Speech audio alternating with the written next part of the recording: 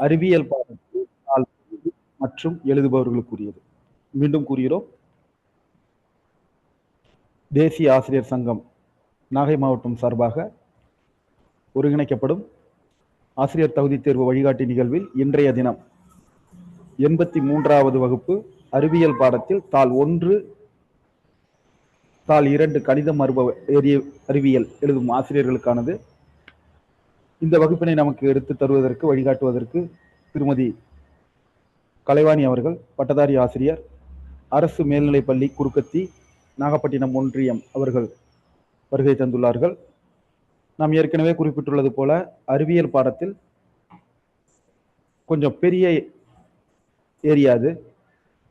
நிறைய விஷயங்கள் நாம படிக்க வேண்டியிருக்கும், குறிப்பெடுக்க வேண்டியிருக்கும். ஸோ அவங்க நடத்துறது சொல்ற விஷயங்களை குறிப்புகள் எடுத்துக்கோங்க.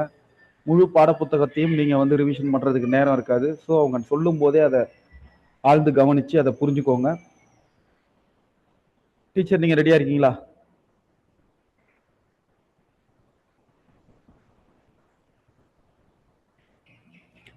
இல்ல, வெளியில போயிட்டாங்க. டீச்சர், நீங்க ரெடியா இருக்கீங்களா?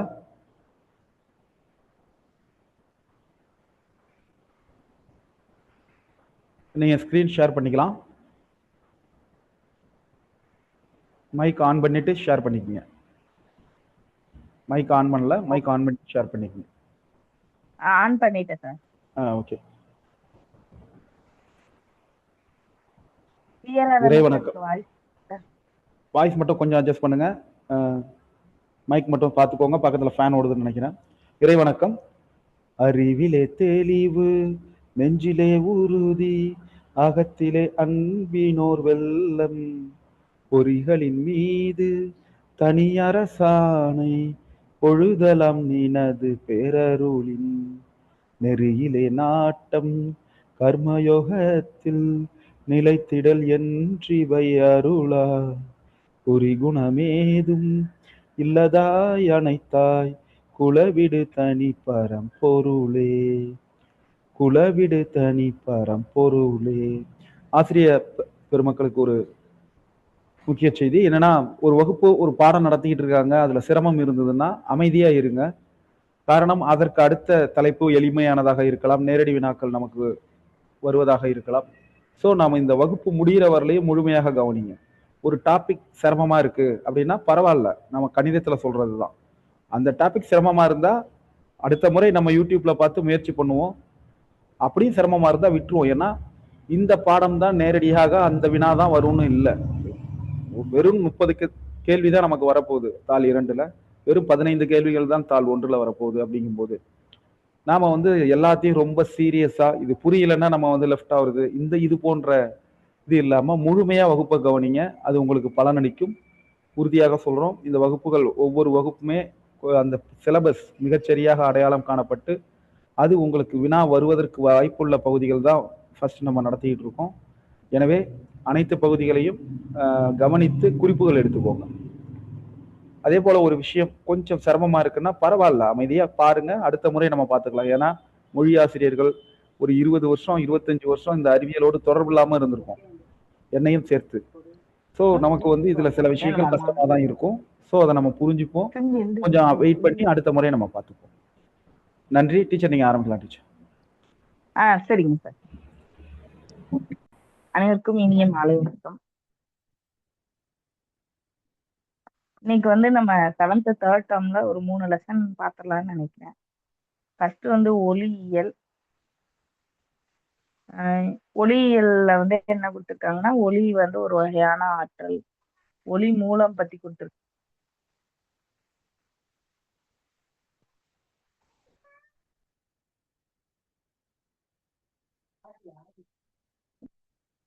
அப்புறமா பேசுறேன்னு சொல்லுங்க.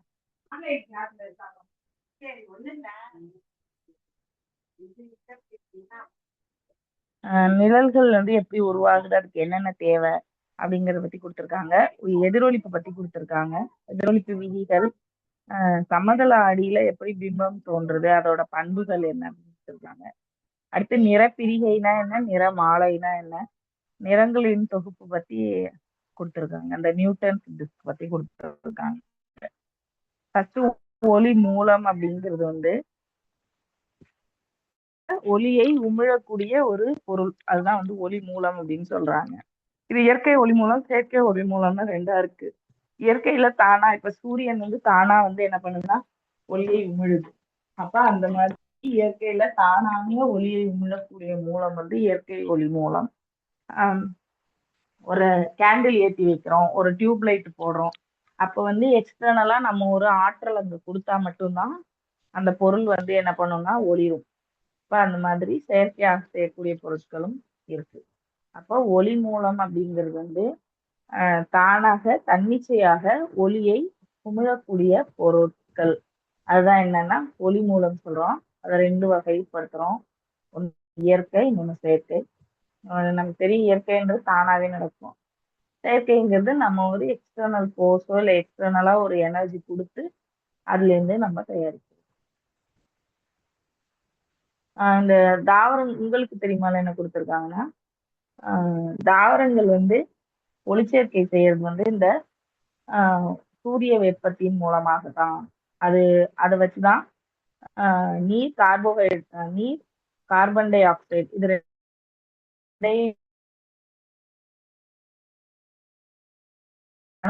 இது தேவையான உணவை மேம் ஆடியோ கிளியரா இல்ல, கொஞ்சம் அமைதியா இருங்க அதுதான் ஒளிச்சேர்க்கை. மேம். ஆடியோ கிளியரா இல்ல சிந்தசிஸ்னா மேம், ரொம்ப லோ. இப்ப கிளியரா இருக்கு. கொஞ்சம் கொஞ்சம் பக்கத்துல வச்சு பேசுங்க. ஓகே, சரி சார், இப்ப கிளியரா. அடுத்தது வந்து சந்திரன் வந்து ஒரு அதாவது நிலா நிலா வந்து மூணு வந்து ஒரு ஒளிரக்கூடிய பொருளா அப்படின்னு கேட்டிருக்காங்க. இல்ல, சந்திரன் வந்து ஒளியை பிரதிபலிக்கக்கூடிய ஒரு பொருள். இப்ப நம்ம கண்ணாடியில வந்து டார்ச் லைட் அடிச்சோம்னா அதுல இருந்து திரும்ப வந்து ஒளி நம்ம மேல படும். அத மாதிரிதான் நிலா வந்து ஒரு மிரர் மாதிரி. நீங்க சூரியனுடைய ஒளியை என்ன பண்ணுன்னா பிரதிபலிக்கிறதே தவிர அதுக்கு சுயமாக ஒளியை உமிழக்கூடிய பண்பு வந்து கிடையாது. அதனாலதான் அது வந்து பகல்ல தெரிய மாட்டேங்குது, நைட்ல தெரியும். அடுத்தது நம்ம வீட்டுல யூஸ் பண்ணக்கூடிய டியூப் லைட். அதுல வந்து என்ன இருக்கும் அப்படின்னா அது வந்து பாதரச ஆவி வந்து உள்ளார, அதாவது மெர்க்குரி கேஸ் அது உள்ளார இருக்கும். அது போகும்போது அது வந்து ஒளியை உமிழும். அப்ப எலக்ட்ரான் வந்து அடுத்த ஸ்டேஜுக்கு போகும், எக்ஸைட்டட் ஸ்டேஜுக்கு. திரும்பி வரும்போது என்ன நடக்கும்னா ஆற்றலை வெளிவிட்டு திரும்பி பழைய நிலைமைக்கு வரும். அப்படி வெளிவரும் போதுதான் அந்த ஒளியை வந்து அந்த போட்டான்கள் வந்து உமிழுது. அதுதான் வந்து என்ன அப்படின்னா இந்த நம்ம வீடுகளில் பயன்படுத்தக்கூடிய டியூப் லைட், பழைய டியூப் லைட், இப்ப வர்றது எல்இடி லைட் இல்ல, பழைய டியூப் லைட்டு. பாதரச ஆவி அது என்ன பண்ணும்னா கரண்ட் உள்ளார பாஸ் ஆகும்போது குறைந்த அலைநீளம் போல புற ஊதா கதிர்கள், அல்ட்ரா வயலட் ரேஸை வந்து கொடுக்கும். இந்த கதிர்கள் என்ன பண்ணும்னா பாஸ்பரஸின் மேல விழுந்து இந்த விளக்க வந்து ஒளிர செய்யுது அப்படின்னு சொல்லி கொடுத்துருக்காங்க. அடுத்து இங்க என்ன கொடுத்துருக்காங்கன்னா உயிரி ஒளிர்தல் அப்படின்னு சொல்லியிருக்காங்க. உயிரி ஒளிர்தல் அப்படிங்கிறது என்னன்னா இப்ப நம்ம பார்த்திருப்போம் மின்மினி பூச்சி, அதெல்லாம் வந்து என்ன பண்ணோம்னா தானா வந்து வெளிச்சத்தை கொடுக்கும். அது வந்து மினுக்கிட்டே இருக்கும். அது அது எதனால அப்படின்னா அதுல இருக்கக்கூடிய சில வேதி பொருட்களின் வேதி நிகழ்வுகளின் காரணமாக அது என்ன நடக்கும்னா அந்த அந்த மினுக்கக்கூடிய அந்த கிளிட்டர் ஆகக்கூடிய அந்த ஒரு தன்மை வந்து அந்த பூச்சிக்கு இருக்கும். அதான் பயோலூமினசென்ஸ் அப்படின்னு சொல்லுவாங்க. அதான் உயிரி ஒளிர்தல் அப்படின்னு சொல்றாங்க. அடுத்தது வந்து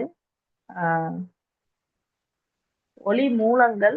ஒளி மூலங்கள்னா ஃபர்ஸ்ட் ப்ரையார் இது வந்து என்னன்னா மேஜர் சோர்ஸ் ஆஃப் லைட் அப்படிங்கிறது வந்து சூரியன் தான். அதான் வந்து மேஜர் சோர்ஸ் ஆஃப் லைட்னு நம்ம சொல்றோம். இப்ப இந்த வெப்ப ஒளி மூலங்கள் அப்படின்னா என்னன்னா ஒளியை வெளிவிடும் போதே அது வந்து வெப்பத்தையும் உமிழும். அதுதான் வந்து என்னன்னா வெப்ப ஒளி மூலங்கள். இப்போ நம்ம ஒரு இரும்பு கம்பியை வந்து சூடுபடுத்துறோம்னா அது சிகப்பு கலர் லைட்டை வந்து வெளிவிடும். ஆனா அது வெப்பத்தையும் அந்த சமயத்துல வந்து நமக்கு. அடுத்து வாயு விரக்க ஒளி மூலங்கள்.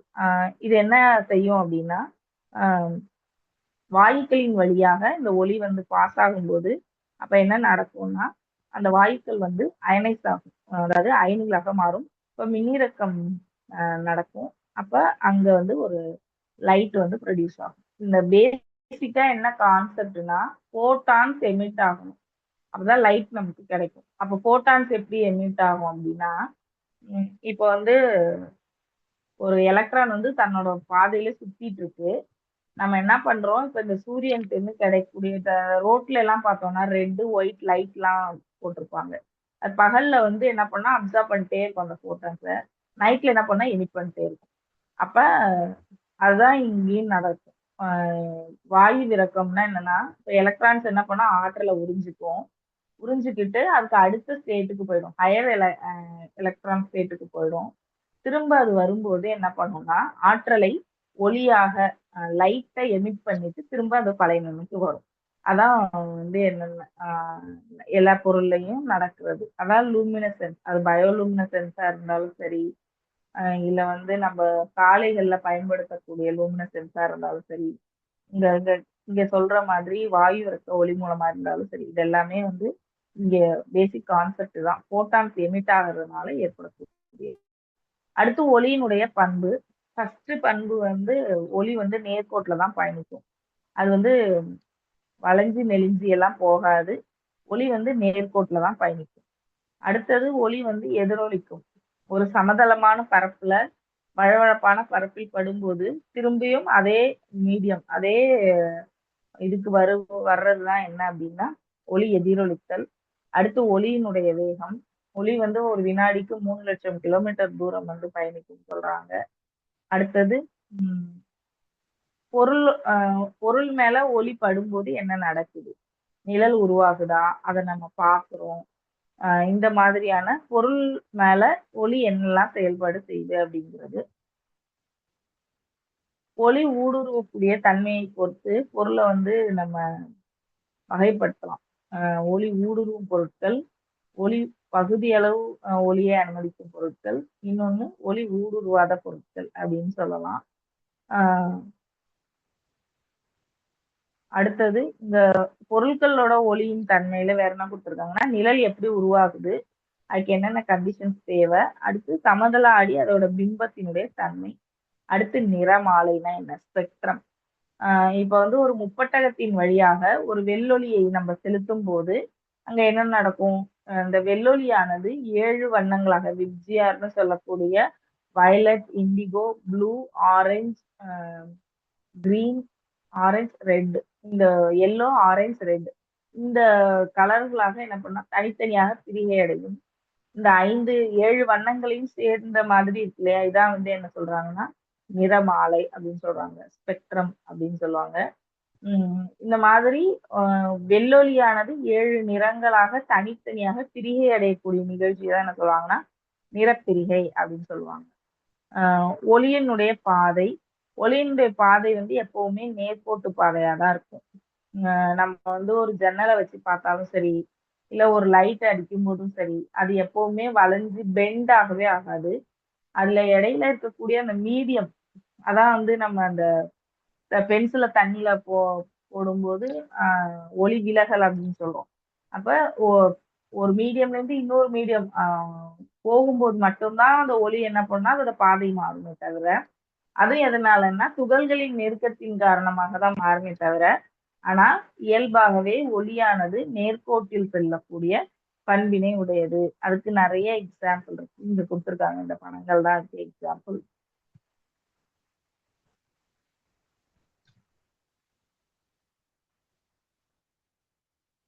அடுத்து உங்களுக்கு தெரியுமா என்ன கொடுத்துருக்காங்கன்னா, அல் ஹசன் ஹயத்தம் அப்படிங்கிற ஒரு அறிவியல் அறிஞர் வந்து இந்த ஒளியினுடைய இந்த பண்புகளை புரிஞ்சுக்கிறதுக்கு ஒரு முக்கியமான இதை செஞ்சவர் யார் அப்படின்னா அல் ஹசன் ஹயத்தம். இவர் வந்து தான் இந்த பின்ஹோல் கேமரா இருக்கு இல்லையா, அத வந்து ஃபர்ஸ்ட் இந்த பின்ஹோல் கேமராவோட கான்செப்டை சோதனை மூலமாக செஞ்சு காட்டினவர் யார் அப்படின்னா இந்த அல் ஹசன் ஹயத்தம் அப்படிங்கக்கூடிய ஒரு அறிவியல் அறிஞர். இவரு இந்த பின்ஹோல் கேமரா வச்சுதான் என்னன்னா, இந்த நம்ம கண்ணுல எப்படி ஒளி போகுது, அது எப்படி பிம்பத்தை தோற்றுவிக்குது அப்படிங்கிறத சோதனைகளின் அடிப்படையில கண்டுபிடிச்சவர் வந்து யாருன்னா இந்த அல் ஹசன் ஹயத்தம் அப்படின்னு சொல்லக்கூடிய அறிவியல் அறிஞர். அடுத்தது ஊசித்துளை கேமரா. ஊசித்துளை கேமரா அப்படிங்கிறது ஒன்றும் இல்லை, ஒரு சிம்பிளானதுதான். ஒரு பாக்ஸ்ல ஒரு ஹோல் போட்டு ஒரு ஆப்போசிட் சைட்ல ஒரு டிரான்ஸ்லியூசன் பொருளை வந்து ஒட்டும் போது என்ன நடக்குது அப்படிங்கிறது தான் வந்து ஊசித்துளை கேமரா. இந்த ஊசித்துளை கேமரா வந்து ஒளியானது நேர்கோட்டில் செல்லக்கூடியது அப்படிங்கக்கூடியதையும் பிம்பங்களை உருவாக்கும் அப்படிங்கிறதையும் வந்து இந்த ஊசித்துளை கேமராக்கள் மூலமாக நம்ம அறிஞ்சுக்கலாம். அடுத்தது இங்க அறிந்து கொள்ளல என்ன கொடுத்துருக்காங்கன்னா, முன்னாடி ஃபர்ஸ்ட் கேமராலாம் நம்மள்கிட்ட இல்லை. அதுக்கு முன்னாடியே இந்த ஊசித்துளை கேமரா வச்சுதான் சூரியனுடைய இயக்கத்தை வந்து என்ன பண்ணாங்கன்னா பதிவு பண்ணாங்களாம். அந்த மாதிரி சூரியனுடைய இயக்கத்தை வந்து பதிவு பண்ண பேர் சோலோகிராஃபி அப்படின்னு சொல்றாங்க. சோலார் அப்படின்னா நமக்கு தெரியும், சூரியன் பத்தினது. அப்ப சோலோகிராஃபி அப்படின்னா இந்த சூரியனை இயக்கம் அது சார்ந்த புகைப்படங்களை எடுக்கிறது, இல்லைன்னா அதை பத்தின ஆய்வுகள் செய்யறது, அந்த புகைப்படங்கள் எடுக்கிறதுக்கு தான் சோலோகிராஃபி அப்படின்னு சொல்லியிருக்காங்க. இது வந்து சூரிய கிரகணம், சந்திர கிரகணம் இந்த மாதிரியான இந்த விஷயங்களை பதிவு பண்றதுக்கு இந்த சோலோகிராஃபி ஹெல்ப் பண்ணுச்சு அப்படின்னு சொல்லி கொடுத்துருக்காங்க.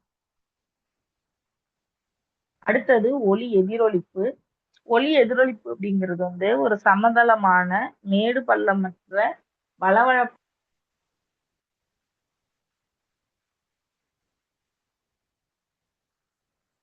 பரப்புல ஒளியானது படும்போது மீண்டும் அதே இதுக்கு வந்து திரும்பி அனுப்பப்படுகிற நிகழ்வு தான் என்ன அப்படின்னா ஒளி எதிரொலிப்பு அப்படின்னு சொல்றோம். இந்த ஒளி எதிரொலிப்பு பத்தி இதுல என்னென்ன தெரிஞ்சுக்கணும்னா, படுகோணம்னா என்ன தெரிஞ்சுக்கணும், படுகதிர்னா என்னன்னு தெரிஞ்சுக்கணும், எதிரொலிப்பு கதிர்னா என்னன்னு தெரிஞ்சுக்கணும், செங்குத்து கோடுனா என்னன்னு தெரிஞ்சுக்கணும். எப்பவுமே படுகோணமும் எதிரொலிப்பு கோணமும் சமமா இருக்குங்கிறது தெரிஞ்சுக்கணும். இதுல படுகதிர் அப்படிங்கிறது என்னன்னா, இங்க இருந்து ஆடியின் மீது விழக்கூடிய ஒளிக்கதிர், அதுதான் என்ன சொல்றோம்னா படுகதிர் அப்படின்னு சொல்றோம். அந்த ஆடியில் பட்டு வேறு புறமாக திரும்பி வரக்கூடிய கதிர்க்கு பேரு எதிரொலிப்பு கதிர் அப்படின்னு பேரு. இந்த இப்ப வந்து இந்த இந்த படத்தை பார்த்தா உங்களுக்கு தெரியும். இப்ப இங்க வந்து என்ன பண்றாங்க, இந்த 1ங்கிறது வந்து படுது, அங்க 4ன்ற இடத்துல திரும்பி போகுது. அடுத்து 2 படுது, 3ன்ற இடத்துல திரும்பி. இப்ப என்ன பண்றாங்க, இந்த பிங்கிற புள்ளியில 1, 4, 2, 3 நடுவுல என்ன பண்றாங்கன்னா ஒரு செங்குத்து கோடு வரைகிறாங்க. அதான் வந்து நார்மல் அப்படின்னு சொல்லுவாங்க இங்கிலீஷ்ல. அதான் செங்குத்து கோடு பிடி அப்படிங்கிறது. எப்பவுமே இந்த செங்குத்து கோட்டிற்கும் படுகதிர்க்கும் இடையே உள்ள கோணம் வந்து படுகோணமும், இந்த செங்குத்து கோட்டிற்கும் எதிரொலிப்பு கதிர்க்கும் இடையில உள்ள கோணம் வந்து எதிரொலிப்பு கோணம் அப்படின்னு சொல்றோம். எப்பவுமே always angle of incidence is equal to angle of reflection or refraction. அது ரெஃப்ராக்ஷனா இருந்தாலும், ஒளி விலகலாக இருந்தாலும், ஒளி எதிரொலிப்பாக இருந்தாலும் ஒரே விதி தான். ஆங்கிள் ஆஃப் இன்சிடென்ஸ் வந்து எப்பவுமே ஆங்கிள் ஆஃப் ரெஃப்ளெக்ஷனுக்கோ ரெஃப்ராக்ஷனுக்கோ சமமா இருக்கும். If it is 30 degree then the angle is also 30 degree. அதே மாதிரி ரெஃப்ளெக்டிவ் ஆங்கிளும் 30 டிகிரியா தான் இருக்கும். அது 45 வரதா, இதுவும் 45 வரதா. அப்ப படுகதிர் எந்த கோணத்துல அந்த ஆடியின் மீது அந்த கதிரானது விழுதோ அதே அளவு கோணத்துலதான் அது வெளியிலும் வரும். அதான் வந்து எப்பவுமே படுகதிரும் சமம் அப்படிங்கிறது முதல் விதி. அதுக்கு அடுத்த விதி என்ன அப்படின்னா, இந்த படுகதிர் செங்குத்து கோடு எதிரொலிப்பு கதிர். இது மூணும் ஒரு ஒரு அமையும் அப்படின்னா, இப்ப ஏசி அப்படிங்கிறது ஒரு அச்சுன்னு வச்சுக்கோங்க. இந்த ஒரு அச்சு வரைகிறீங்கன்னு வச்சுக்கோங்க. இது எல்லாமே இந்த தளத்துக்குள்ள வரும். 2 அச்சுகளுக்கு இடைப்பட்ட பகுதி தான் என்னன்னா தளம் அப்படின்னு சொல்றோம். இப்ப இந்த ஒரு கோடு வரைகிறோம்னு வைங்க. இது இது இது எக்ஸ் ஆக்சிஸ், இது ஒய் ஆக்சிஸ். இப்ப இந்த எக்ஸ் ஆக்சிஸ்க்கும் ஒய் ஆக்சிஸ்க்கும் இருக்குல்ல இந்த இடம், இதுதான் என்ன அப்படின்னா தளம் அப்படின்னு சொல்லுவோம். பிளேன் அப்படின்னு சொல்லுவோம். இந்த பிளேன் இப்ப பாத்தீங்கன்னா படுகதிர், எதிரொலிப்பு கதிர், செங்குத்து கோடு, இது மூணும் என்ன ஆயிருக்கு அப்படின்னா ஒரே தளத்துல அமையுது. அதுதான் வந்து எதிரொலிப்பு விதிகள். 2 எதிரொலிப்பு விதிகள். ஒண்ணு எப்பவுமே angle of incidence angle of I is equal to angle of R. இது ஃபர்ஸ்ட் விதி. அடுத்தது படுகதிர், எதிரொலிப்பு கதிர், இது எல்லாமே என்னன்னா ஒரே இதுல வந்து அமையும். அது வந்து 2வது விதி. படுகோணம்ங்கிறது இந்த ON அப்படிங்கிறது செங்குத்து கோடு. இந்த ON-க்கும் இடையில இருக்கிற கோணம் படுகோணம். இடையில இருக்கிற கோணம் வந்து எதிரொலிப்பு கோணம். எப்போதுமே இது ரெண்டும் சமமா இருக்கும்.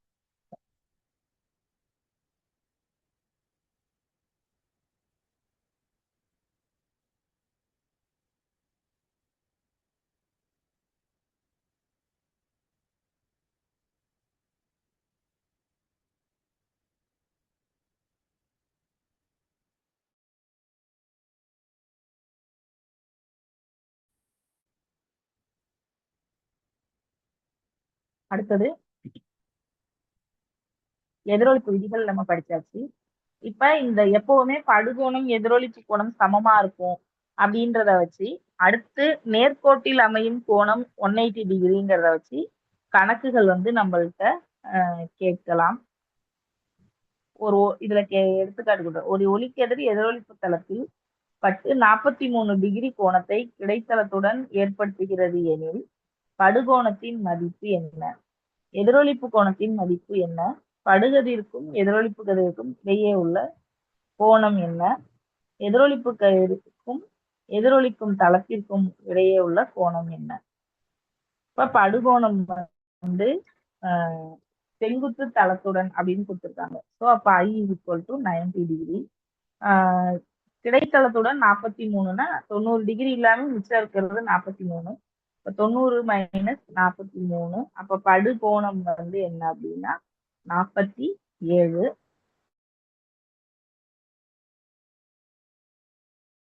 எப்பவுமே எதிரொலி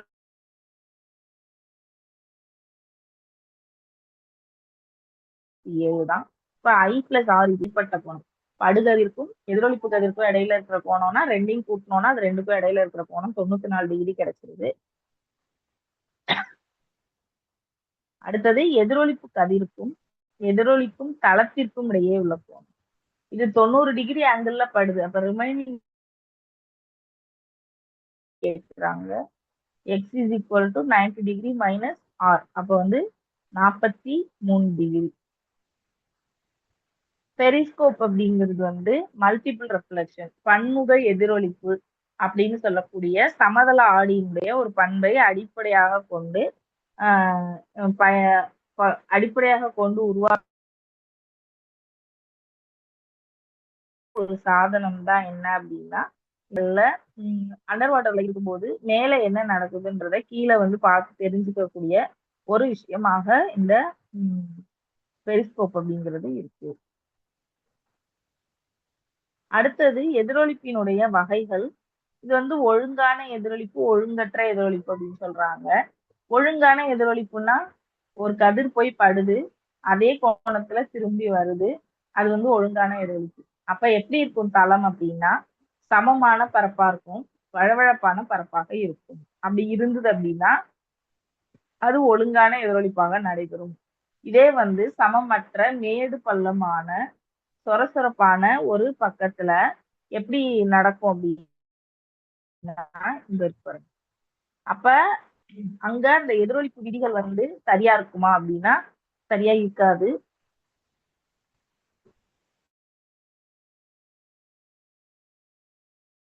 போகுமான்னா அது போகாது. இதான் வந்து ஒழுங்கற்ற எதிரொலிப்புக்கான எக்ஸாம்பிள். அடுத்தது ஒளிக்கற்றையினுடைய வகைகள். இணைக்கதிர், புவிக்கற்றை,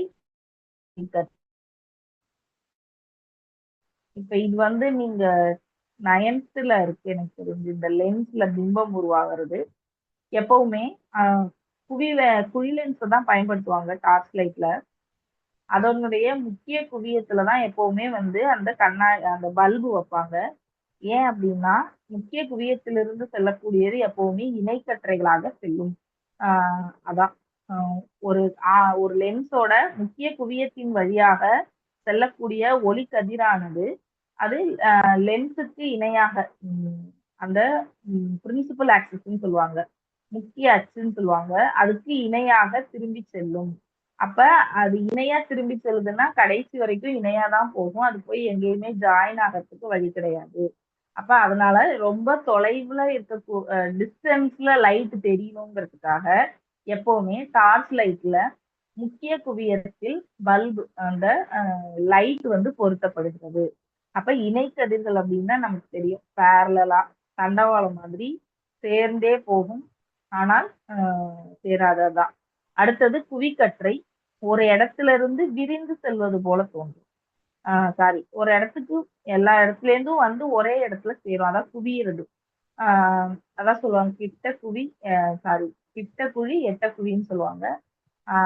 அந்த கண்ணாடி ஞாபகம் வச்சுக்கிறதுக்கு சொல்லுவாங்க, கிட்ட பார்வைக்கு குழி லென்ஸ், எட்ட பார்வைக்கு குவி லென்ஸுங்கிறத சொல்லுவாங்க. குவிதல் அப்படின்னா ஒரு இடத்துக்கு நிறைய இடத்துல இருந்து லைட் வருது, எல்லாமே ஒரு பாயிண்ட்டுக்கு வந்து சேருது, அதான் குவிக்கற்றை. விரிக்கற்றை அப்படின்னா என்னன்னா ஒரு பாயிண்ட்ல இருந்து விரிந்து செல்வது போல இருக்கு. இப்ப டார்ச் லைட்டை பார்த்தோம்னா ஒரு பாயிண்ட்ல இருந்து லைட் வந்து ரொம்ப தூரம் போற மாதிரி இருக்கு. அடுத்து ஒளியினுடைய வேகம். ஒளி வந்து ஏற்கனவே சொன்ன மாதிரி ஒளியினுடைய வேகம் வந்து 3x10⁸ மீட்டர். அப்படி இல்ல அப்படின்னா 3 லட்சம் கிலோமீட்டர் பெர் செகண்ட் அப்படின்னு நம்ம வச்சுக்கலாம். லட்சம்னு சொன்னோம்னா 3 சைஃபரை குறைக்கணும், மீட்டர்னு சொன்னோம்னா 3 சைஃபரை கூட்டிக்கணும். இப்போ 3x10⁸ metre R 3x10⁵ kilometre அப்படின்னு வச்சுக்கலாம். ஒளியுடனான பொருட்களினுடைய பண்பு.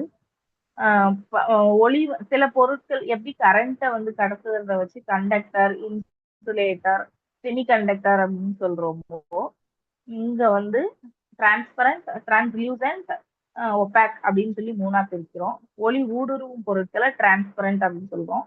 இது என்ன பண்ணும்னா கம்ப்ளீட்டா ஒளியை தன் வழியாக செல்லறதுக்கு அனுமதிக்கும். அப்படின்னா இங்க என்ன இருக்குன்றத நம்ம அந்த பக்கம் பார்க்க முடியும். அதான் ஒளி ஊடுருவக்கூடிய பொருட்கள். அடுத்தது பகுதி ஒளி ஊடுருவும் பொருட்கள். பகுதி ஊடுருவும் பொருட்கள்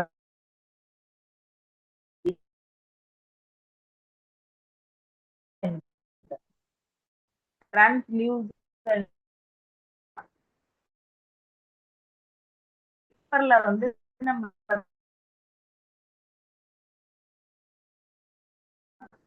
அந்த பக்கம் ஏதோ இருக்குன்னு நிழல் அதான் பகுதி ஊடுருவும் பொருட்கள். அடுக்குவா பொருள்னா ஒளியே இந்த பக்கம் இருக்கிறது அந்த பக்கம் என்னன்றது நமக்கு தெரியாது, ஒரு சுவர் மாதிரி ஊடுருவா பொருள். நிழல் வந்து எப்படி உருவாகுது அப்படின்னு கேட்டிருக்காங்க. எப்பவுமே நிழல் உருவாகுவதற்கு ஒளி மூலம் தேவை. ஒளியை தன் வழியாக செல்ல அனுமதிக்காத ஒரு பொருள் நடக்கும்னா இந்த நிழல் என்பது உருவாகும். நிழல் எப்பவுமே வந்து என்ன கலர்ல இருக்கும்னா கருப்பு கலர்ல தான் இருக்கும். நிழல்ல பொருளினுடைய பண்புகளை தெரிஞ்சுக்க முடியுமா அப்படின்னா கண்டிப்பா தெரிஞ்சுக்க முடியாது.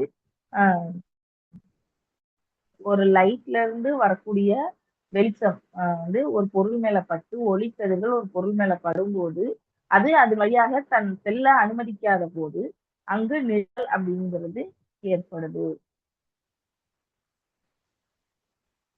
எப்பவுமே இப்ப 12 மணி வெயில் அப்படின்னா, மேலேருந்து நிழல் பட்டுச்சுன்னா, கீழ போய் தான் நமக்கு நிழல் விழும். அப்ப ஒளி மூலம் இருக்கக்கூடிய திசைக்கு எதிர் திசையில தான் எப்பவுமே என்ன பண்ணும்னா, நிழல் வந்து நமக்கு கிடைக்கும். நிழல்களுமே பண்பு. எல்லா பொருளும் வந்து என்ன பண்றது இல்ல, நிழல உருவாக்குறது இல்ல. ஒளி ஊடுருவா பொருள் தான் நிழலை வந்து என்ன பண்ணுதுன்னா,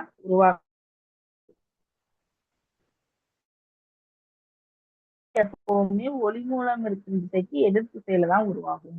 அடுத்தது ஒரு பொருளோட நிழல வச்சு, இது என்ன ஆப்ஜெக்ட், அதனோட டெக்ஸ்சர் என்ன, அதனோட டைப் என்ன, அது என்ன வகையானது, அதோட பண்புகள் என்ன அப்படிங்கிறத நம்மளால கண்டுபிடிக்க முடியாது. அடுத்தது அது என்ன கலர்ல இருந்தாலும் irrespective of the colour of the object, என்ன கலரா இருந்தாலும் சிகப்பு, பச்சை, மஞ்சள், ரோஸ் என்ன கலரா இருந்தாலும் அதனோட நிழலுடைய கலர் வந்து எப்பவுமே கருப்பு தான். அடுத்தது ஆஹ் அஹ் நிழல் உருவாகும் போது ஒளி மூலம், பொருள், அடுத்தது நிழல், இது மூணும் நேர்கோட்டில் அமையும். இது வந்து ஒளி நிழலினுடைய பண்புகள்.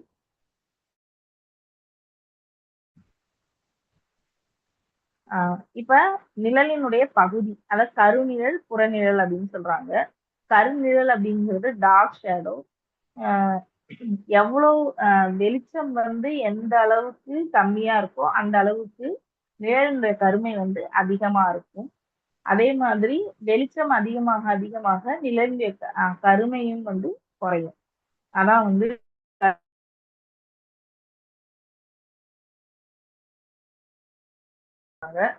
ஆஹ் அந்த நிழலை சுத்தி உருவாக்கக்கூடிய ஒளியூட்டப்பட்ட பகுதி தான் என்ன சொல்றாங்கன்னா புறநிழல் அப்படின்னு சொல்றாங்க. கருநிழல் அப்படிங்கிறது வந்து அந்த பொருளின் அந்த இமேஜ் அப்படியே உருவாக்கக்கூடிய பகுதி தான் கருநிழல் அப்படின்னு சொல்றாங்க.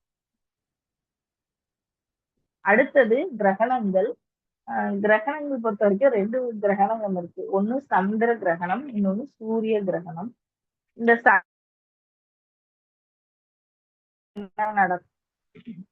என்ன நடக்கும் அப்படின்னா, செம் அப்படின்னு ஞாபகம் வச்சுக்கோங்க. சன்னு, எர்த்து, மூணு, இது மூணும் நேர்கோட்டில் வரும்போது சூரியன் சூரியனினுடைய நிழல் வந்து பூமியினுடைய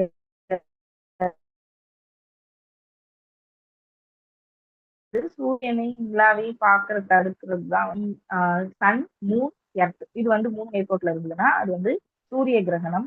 அப்ப ஒரு பொருளினுடைய நிழல் வந்து இன்னொரு பொருள் மேல பட்டு அதனுடைய ஒளியை மங்க செய்யறதுக்கு பேர் தான் என்ன அப்படின்னா கிரகணம் அப்படின்னு சொல்றோம். இப்ப சூரிய கிரகணம்னா அன்னைக்கு வந்து சூரியன் தெரியாது. சந்திர கிரகணம்னா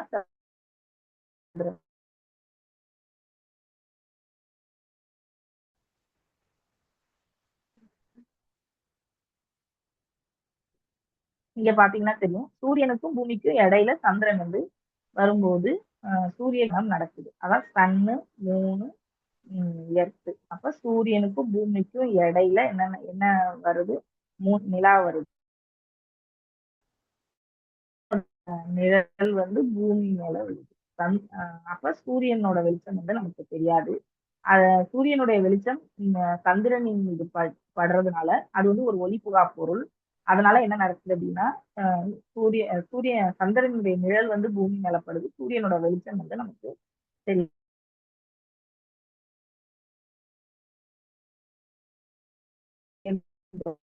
அப்படின்னு சொல்றாங்க.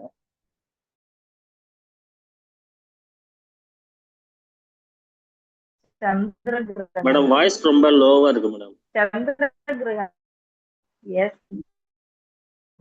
இந்த சூரியனுக்கும் இப்ப கிளியரா இருக்கா?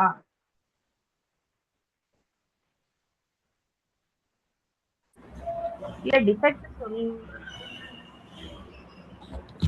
நீங்க கிளியரா இருக்குன்னு சொல்றது மட்டும் தான் கிளியரா இருக்கு. சம் ட்ரபிள் இருக்கு மேம்.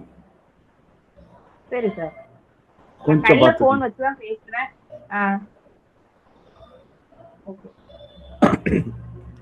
சூரிய கிரகணம், சந்திர கிரகணம், சூரியனுக்கும் சந்திரனுக்கும் திருப்பி ஒன்ஸ் படிச்சு. சூரிய கிரகணம், சந்திர கிரகணம் திரும்பி சொல்றேன். சூரிய கிரகணம்ன்றது என்ன நடக்கும்னா சூரியனுக்கும் சந்திரனுக்கும் இடையில அதாவது சன்னு, மூணு, எர்த்து. சூரியனுக்கும் பூமிக்கு இடையில சந்திரன் வரும். அப்ப சூரியனின் நிழல் வந்து சந்திரன் மேல பட்டு சூரியனுடைய ஒளி சந்திரன் மேல படும்போது சந்திரன் வந்து ஒரு ஒளி புகாத பொருள். என்ன பண்ணா அதோட நிழல் பூமி மேல விழும். அதான் என்னன்னா சூரிய கிரகணம். அப்ப சூரியன் நமக்கு தெரியாது, சந்திரனுடைய நிழல் தான் பூமி மேல விழும். அடுத்தது சந்திர கிரகணம். சந்திர கிரகணத்துல சூரியன், பூமி, நிலா. அப்ப சூரியனுக்கும் நிலாக்கும் இடையில பூமி இருக்கும். அப்ப என்ன நடக்கும்னா சூரியனுடைய ஒளி பூமி மேல பட்டு பூமியுடைய நிழல் வந்து சந்திரன் மேல படும். அதுதான் வந்து என்ன அப்படின்னா சந்திர கிரகணம் அப்படின்னு சொல்றாங்க. அப்ப அடுத்தது சமதள ஆடி பத்தி கொடுத்திருக்காங்க. சமதள ஆடி அப்படிங்கிறது வந்து ஒரு வழவழப்பான அதாவது ஒரு பிளாட் சர்ஃபேஸ். அது வந்து என்ன பண்ணும் அப்படின்னா ஆஹ் பிம்பத்தை உருவாக்கும். இந்த பிம்பம்ல 2 வகையான பிம்பம் இருக்கு. ஒண்ணு மாய பிம்பம், இன்னொன்னு மெய் பிம்பம். இந்த மாய பிம்பம் அப்படிங்கிறது என்னன்னா நம்மள மாதிரியே இருக்கும், ஆனா அது நம்ம கிடையாது. சோ அது ஒரு மாயை, அது வந்து ஒரு இல்லூஷன். அதனால அது வந்து மாய பிம்பம் நம்மள மாதிரியே இருக்கும். அப்ப நீங்க நேரா இருந்தீங்கன்னா அது நேரா இருக்கும், நீங்க தலைகீழ இருந்தீங்கன்னா தலைகீழ இருக்கும். நீங்க கைய மா எப்படி வச்சிருக்கீங்களோ அப்படியே காட்டும். நீங்க எவ்வளவு தூரத்துல இருக்கீங்களோ அவ்வளவு தூரத்துல இருந்து அந்த கண்ணாடியும் தெரியும் உங்களுக்கு. அப்ப மாயபிம்பம் அப்படிங்கிறது ஆஸ் இட் இஸ் பொருளை போலவே இருக்கிறது தான் மாயபிம்பம். மெய் பிம்பம் அப்படிங்கிறது தலைகீழான பிம்பம். அதுல வந்து இவ்வளவு டீட்டெயில்ஸ் அங்க இருக்காது, கலர் தெரியாது, எதுவும் தெரியாது.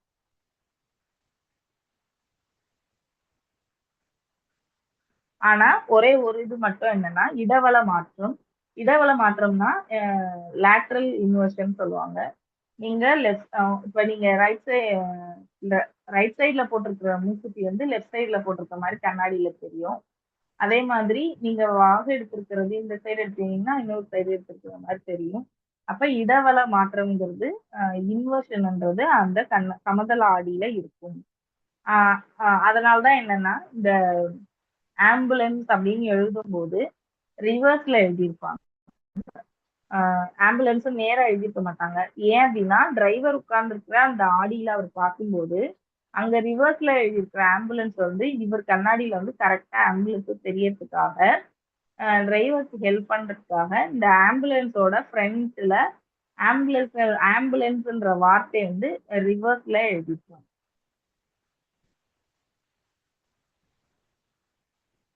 அப்ப இதோட பண்புகள் பத்தி கொடுத்திருக்காங்க. ஃபர்ஸ்ட் என்ன சமதள ஆடியில் தோன்றக்கூடிய பிம்பம் நேரான பிம்பமா இருக்கும். பொருளோட சைஸ் என்னவோ அதே மாதிரி பிம்பத்தோட சைஸும் இருக்கும். அடுத்தது இடவள மாற்றம் இருக்கும். அதுக்கு அடுத்தது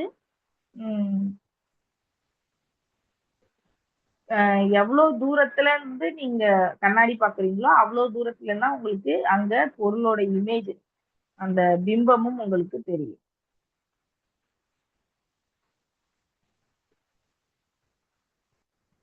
அடுத்தது ஓஎஸ்சி சொல்ற ஆப்டிக்கல் ஃபைபர் கேபிள்னு சொல்லுவோம் இல்லையா. இதுதான் வந்து இப்ப டேட்டா கனெக்ஷன் எல்லாத்துக்கும் ரொம்ப பயன்படுறது வந்து இந்த ஒளி இலை தான். இந்த ஒளி இலை அப்படிங்கிறது முழு அக எதிரொலிப்பு. அதாவது இப்ப வைரத்துல ஒரு ஒளிக்கதிர் உள்ளார போனுச்சுன்னா என்ன பண்ணா திரும்பி வராது, திரும்பவும் திரும்பவும் திரும்பவும் மீண்டும் மீண்டும் அங்கேயே எதிரொலிக்கப்பட்டு அதுக்குள்ளாரே சுத்திட்டு இருக்கும் போது அது என்ன ஜொலிக்கிற மாதிரியான ஒரு அமைப்பு ஏற்படும். அதான் முழு அக எதிரொலிப்பு. அதுக்கு சில கண்டிஷன்ஸ் இருக்கு. கிரிட்டிக்கல் ஆங்கிள்க்கும் கீழே வந்து ஒரு அதனுடைய படுகோணம் வந்து இருக்கணும் அப்படின்லாம் இருக்கு. அப்ப இந்த முழு அக எதிரொலிப்புன்ற தத்துவத்தின் அடிப்படையில செயல்படக்கூடியதுதான் இந்த ஒளி இழை. இது வந்து என்னன்னா ஒளி நேர்கோட்டில் செல்லும் இந்த பண்பின் அடிப்படையில ஒரு டேட்டாவை ஒரு இடத்துல இருந்து லைட் சிக்னல்ஸா கடத்துறதுக்கு பயன்படக்கூடியதுதான் இந்த ஆப்டிக் ஃபைபர் கேபிள் அப்படிங்கிறது.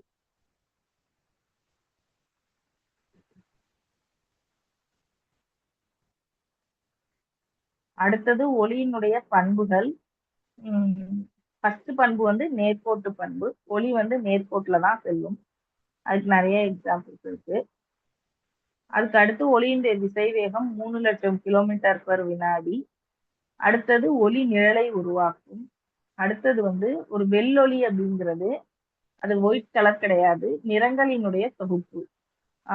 அதுல வந்து 7 நிறங்கள் இருக்கு, அதான் விப்ஜிஆர்னு சொல்றோம். அடுத்தது சூரிய கிரகணம், சந்திர கிரகணம் பார்த்தாச்சு. பொருளினுடைய வகைகள் பார்த்தாச்சு. மெய்பிம்பம்னா என்ன, மாயபிம்பம்னா என்னன்னு நான் ஏற்கனவே சொல்லியிருக்கேன்.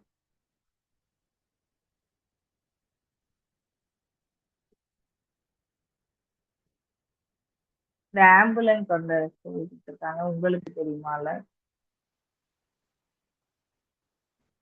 அடுத்து ஏன் வந்து லைட் ரெட் லைட் வந்து பின்னாடி டிராபிக்ல ஏன் எல்லோ, ரெட்டு, கிரீன் மூணையும் பயன்படுத்துறாங்கன்னா, இது வந்து ஒளிச்சிதறல் விதி, ரேலே லா அப்படின்னு சொல்லுவோம்.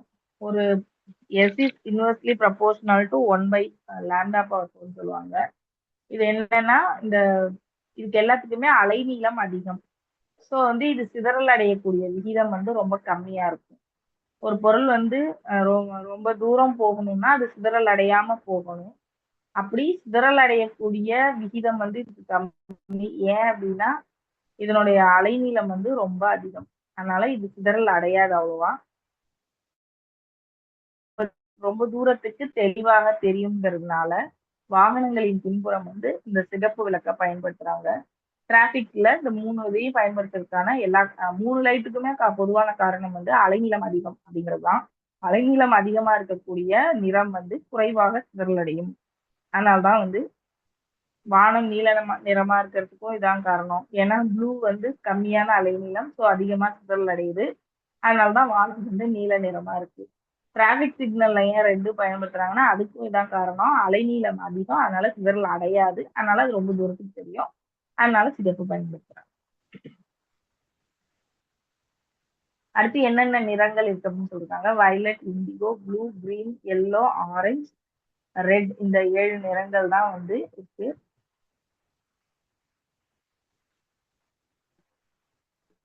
இதோடது வந்து 400 மீட்டர்ல இருந்து 700 நானோமீட்டர் அலைநீளம் கொண்டதாக இந்த நிறங்கள் இருக்கு அப்படின்னு சொல்லி கொடுத்துருக்காங்க.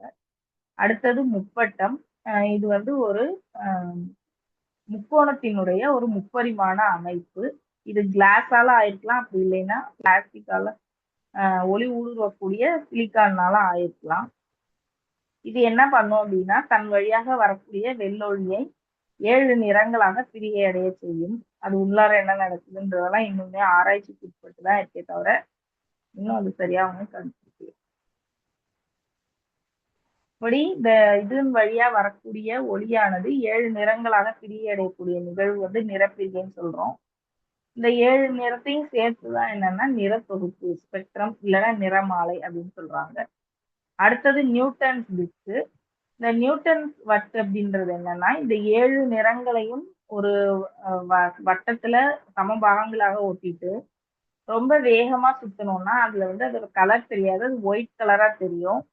இது எதை குறிக்குது அப்படின்னா 7 நிறங்களும் ஒரு சமயத்தில் கண்ணுல வந்து படும் பொழுது அது நிறமற்றதாக நமக்கு தோன்றும். அதுதான் வந்து இந்த நியூட்டன் வட்டினுடைய பிரின்சிபிள். அப்ப ஒரு வெள்ளொளி அப்படிங்கிறது 7 நிறங்களை உள்ளடக்கிய நிறங்களின் தொகுப்பு தான் வெள்ளொளி. எந்த நிறமுமே இல்லாத பகுதி தான் கருமை.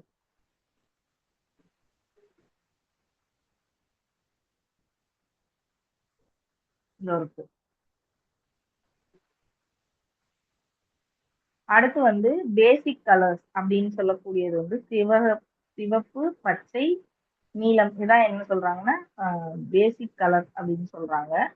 இந்த அடிப்படை நிறங்களை ஒன்னோட ஒண்ணு சேர்க்கும் போது துணை நிறங்கள் வந்து கிடைக்குது. அது வந்து சயான், மஞ்சள், மெஜந்தா, அது மூணையும் சொல்றாங்க. இப்ப இந்த வென் டயக்ராம் பார்த்தா தெரியும். மஞ்சளும் பச்சையும் சேரும்போது அந்த இது கிடைக்கும். அப்ப என்னென்ன நிறங்கள் சேரும்போது கிடைக்குதுங்கிறது வந்து இந்த வென் டயக்ராம் வச்சு நம்ம தெரிஞ்சுக்கலாம். எல்லோவும் ரெட்டும் சேர்க்கும்போது ரெட்டும் கிரீனும் சேரும்போது எல்லோ கிடைக்குது. கிரீனும் வயலட்டும் சேரும்போது சயான்னு சொல்லக்கூடிய ஒரு மாதிரி ப்ளூ கலர் கிடைக்குது. அடுத்து ரெட்டும் ப்ளூவும் சேரும்போது மெஜந்தா, அப்படி இல்லைன்னா பிங்க் கலர் மாதிரியான ஒரு கலர் கிடைக்குது.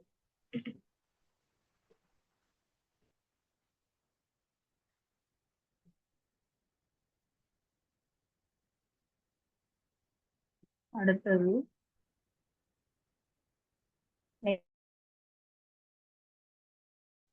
அண்டம் மற்றும் விண்வெளி. இது ஃபுல்லாவே என்னன்னா நிறைய டேட்டா இருக்கு. இது ஆனா எல்லாமே முக்கியமான தரவுகள். இது நிறைய கேட்கப்படுறதுக்கான வாய்ப்புகள் இருக்கு. பொறுப்புகையில கேட்கலாம், அனாலஜில கேட்கலாம். எல்லா விதங்களிலுமே ரொம்ப முக்கியமான பாடம் இந்த அண்டம் மற்றும் விண்வெளி அப்படின்னு சொல்லக்கூடிய பாடம். ஃபர்ஸ்ட் வந்து புவி மைய கோட்பாடு.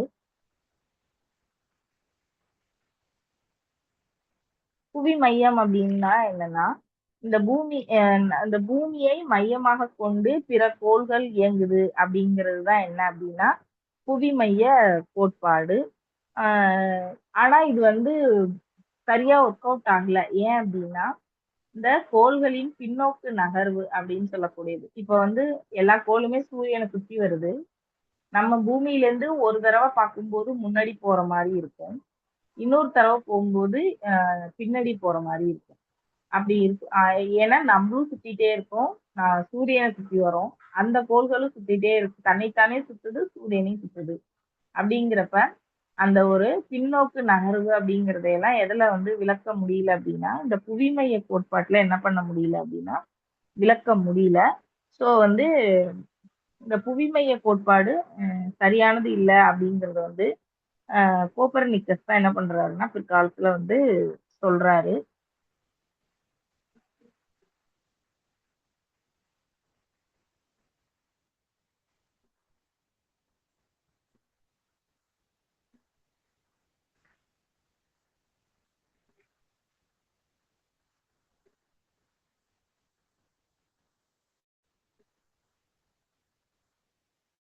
நிலவுல வளர்ப்பிறை வருது, எப்படி வந்து தேய்பிறை வருது, இதெல்லாம் வந்து சொல்லியிருக்காங்க. வளர்ப்பிறை அப்படிங்கிறது வந்து நிலவின் மேல சூரிய ஒளி படுற இடத்துலதான் அது எதிரொலிக்கும் இல்லையா? அப்ப நம்ம பூமியில இருந்து பார்க்கும்போது அது எந்த அளவுக்கு அந்த போர்ஷன் வந்து ஜாஸ்தி ஆயிட்டே நிலவினுடைய ஒளி எதிரொலிக்கக்கூடிய பகுதி வந்து அதிகமாயிக்கிட்டே செல்லக்கூடியதுதான் வளர்ப்பிறை அப்படின்னு சொல்றோம்.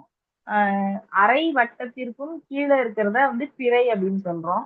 அரை வட்டத்துக்கும் மேல இருக்கிற பகுதி நிலவினுடைய அந்த அமைப்பை வந்து என்னன்னா குமிழ் அப்படின்னு சொல்றோம். அதாவது வளர்ப்பிறையா இருந்தா குமிழ், தேய்பிறையா இருந்தா அது பிறை அப்படின்னு சொல்றோம்.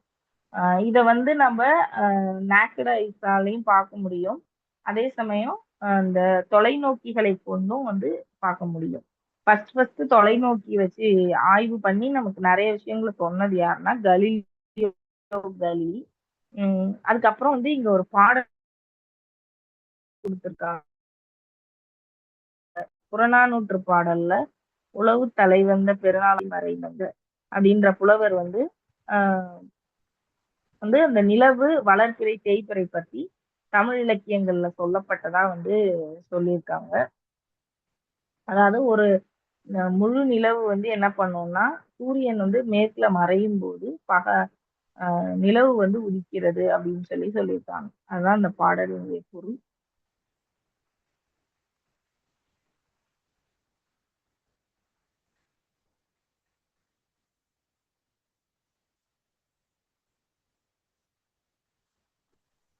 இப்ப வந்து தேய்பிறை காலத்துல வந்து முதல் கால் பகுதியினும் வளத்துல வந்து கால் பகுதியினும் தேய்பிறை காலத்துல வந்து மூன்றாவது கால் பகுதியினும் இந்த நிலவு வந்து சொல்றாங்க. ஏற்கனவே சொன்ன மாதிரி பாதிக்கும் கீழே இருந்துச்சு அப்படின்னா அது பேர் வந்து பிறைனும், பாதிக்கும் மேல இருந்ததுன்னா அதுக்கு பேரு குமிழ் அப்படின்னும் சொல்றாங்க. அப்ப புவிய வந்து சுத்தி வருது மற்ற கோள்கள் அப்படின்னா நிறைய விஷயங்களை வந்து விளக்க முடியல. அதனாலதான் அவங்க என்ன பண்றாங்கன்னா நீள்வட்ட ஷேப்ல வந்து பூமியை மையமாக கொண்டு கோள்கள் சுத்தி வருதுன்னு சொன்னாங்க. ஆனாலும் கூட அந்த சில விஷயங்களை வந்து அவங்களால அதை சரியா விளக்க முடியல அந்த நீள்வட்ட கோட்பாட்டிலையும். அதுக்கப்புறமா வந்ததுதான் என்ன அப்படின்னா இந்த சூரிய மைய கோட்பாடு அப்படிங்கிறது.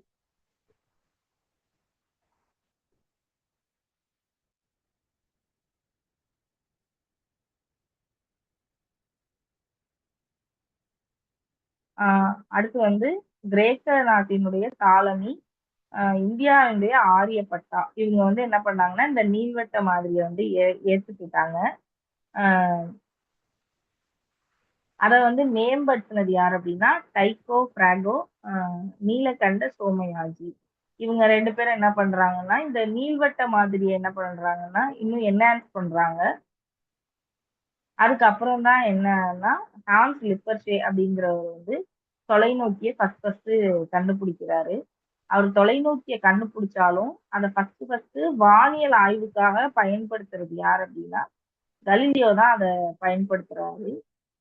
அப்ப நம்மளால வெறும் கண்களால் பார்க்க முடியாத நிறைய விண்ணியல் விஷயங்களை என்ன பண்றாருன்னா கலீலியோ வந்து தொலைநோக்கி மூலமாக பாக்குறாரு. நிலவினுடைய அந்த மேடு பள்ளங்கள், மலைகள் இது எல்லாத்தையும் வந்து என்ன பண்றாருன்னா இவரு இந்த தொலைநோக்கி வழியாக பாக்குறாரு.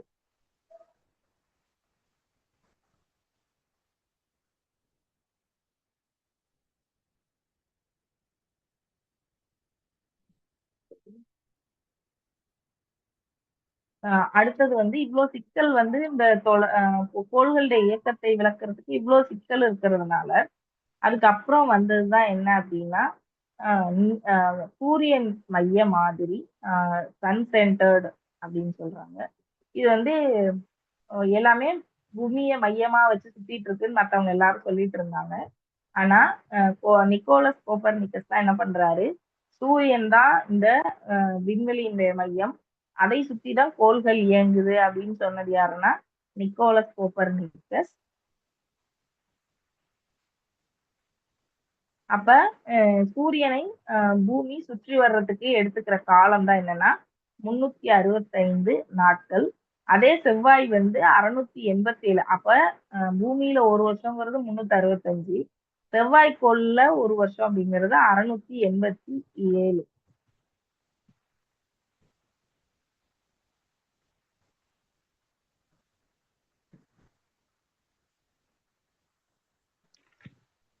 அதுக்கு அடுத்தது வந்து சூரியன் வந்து மையத்துலதான் இருக்கு அப்படிங்கிறத நம்ம எப்படி கண்டுபிடிக்கிறது அப்படின்னா இப்ப வெள்ளியினுடைய அந்த வேறுபட்ட நிலைகள், வெள்ளிக்கோள் வந்து எல்லா வருஷத்தோட எல்லா நாட்கள்லயும் ஒரே தொலைவுலையும் ஒரே அளவு பிரகாசத்தோடையும் வந்து நமக்கு தெரியறது இல்ல. அதுக்கு காரணம் என்ன அப்படின்னா நம்ம சூரியன் அது வந்து என்ன பண்ணுதுன்னா சூரியனை சுற்றி வரும்போது அது பூமியிலிருந்து தூரமா போகும்போது அதோடைய ஒளி வந்து மங்கலாகவும் கிட்டக இருக்கும்போது பிரகாசமாகவும் தெரியுது அப்படின்றத வச்சுதான் என்ன பண்றாங்கன்னா இந்த எல்லா கோள்களும் சூரியனை சுற்றி வருது அப்படின்றத வந்து அவங்க அதுதான் ஆதாரமா அவங்க வச்சுக்கிறாங்க. கலீலியோவும் வெள்ளிக்கோளை வச்சுதான் என்னன்னா சூரிய மைய மாதிரிய வந்து முன்னெடுக்கிறாரு.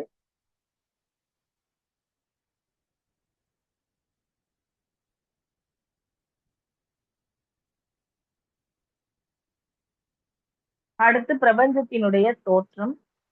பிரபஞ்சத்தினுடைய தோற்றம் வந்து என்ன சொல்றாங்கன்னா எப்படி ஒரு அணு வெடிச்சு சிதறி ஆற்றல் பெருகுதோ அந்த மாதிரி ஒரு குமிழ் போன்ற பகுதியில இப்ப இருக்கக்கூடிய இந்த பூமியினுடைய பூமியில இந்த யூனிவர்ஸ் இந்த அண்டத்தினுடைய பகுதிகள் வந்து உள்ளார பொதிந்திருந்ததாகவும் அது விரிவடைய தொடங்கும் போது அதுல குளிர்வடைந்த பகுதி வந்து இந்த விண்வெளியையும் இந்த யூனிவர்ஸ் அண்டத்தையும் உருவாக்கியதாகவும் வந்து சொல்றாங்க.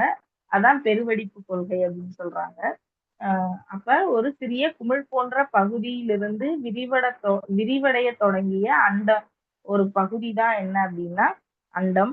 அதுல வந்து தூசுக்கள், நட்சத்திரங்கள் குளிர்வடைந்ததை பொறுத்து உயிரினங்கள் வாழ தகுதியான பகுதி, தகுதியற்ற பகுதி அப்படின்னு சொல்லி வெப்பநிலைக்கு ஏற்ப இந்த பிரபஞ்சம் வந்து உருவானது அப்படின்னு சொல்லி சொல்றாங்க.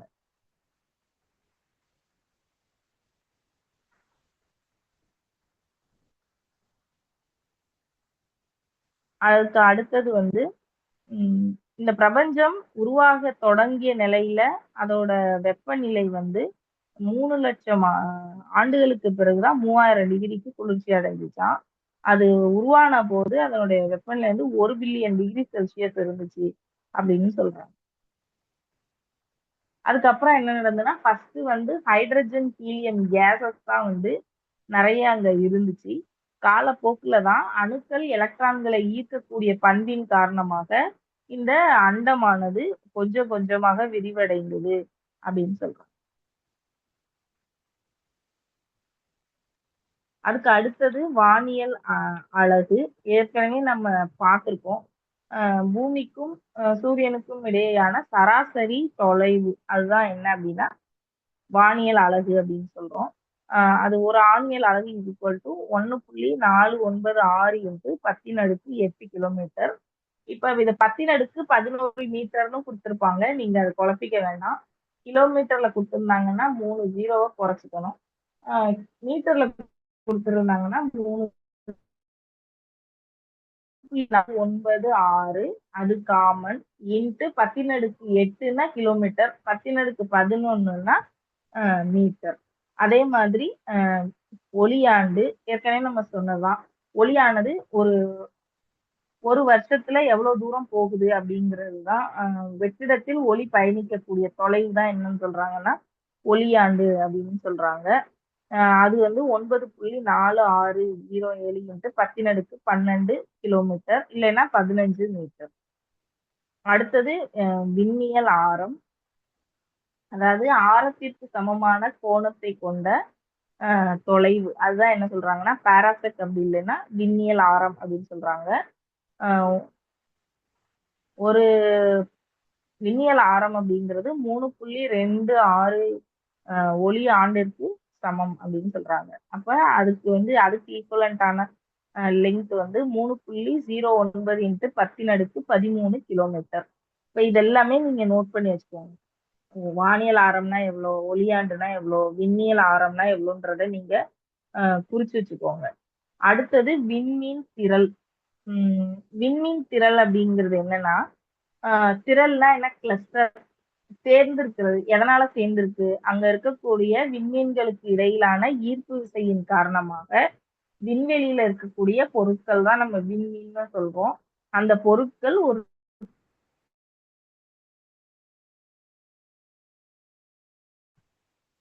வந்து இந்த யூனிவர்ஸ்ல பிரபஞ்சத்துல நிறைய கோடிக்கணக்கான விண்மீன் திரள்கள் வந்து இருக்கு. நம்ம வந்து அதுல பால்வெளி அண்டம்னு சொல்லக்கூடிய ஒரு பூமி சூரிய குடும்பமும் அங்கதான் இருக்கு அப்படின்னு சொல்றாங்க. விண்மீன் திரள்களுடைய வகைகள் வந்து சுருள், நீள்வட்டம், கோடிட்ட சுருள், ஒழுங்கற்ற வடிவம், நிறைய விண்மீன் திரள்கள் இருக்கு. ஏற்கனவே நம்ம பிரபஞ்சத்தின் தோற்றம் பார்த்துட்டோம். இது ஒரு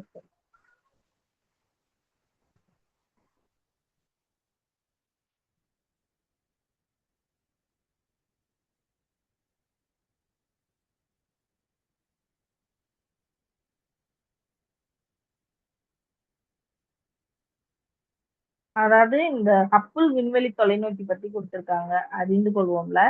அது வந்து இங்க தரையிலிருந்து அங்க வானத்துல இருக்கக்கூடிய பிக் பேங்குக்கு அப்புறம் என்னென்ன விண்மீன் திரள்கள் வந்து அங்க இருக்கு அப்படின்னு கண்டுபிடிச்சதுல இந்த ஹப்பிள் தொலைநோக்கிக்கு வந்து ரொம்ப பெரிய பங்கு இருக்கு அப்படின்னு சொல்லி கொடுத்திருக்காங்க. அதான்